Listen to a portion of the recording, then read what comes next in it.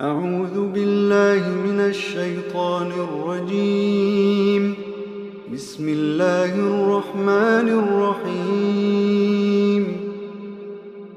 مثل الذين كفروا بربهم أعمالهم كرماد اشتدت به الريح في يوم عاصف لا يقدرون مما كسبوا على شيء ذلك هو الضلال البعيد.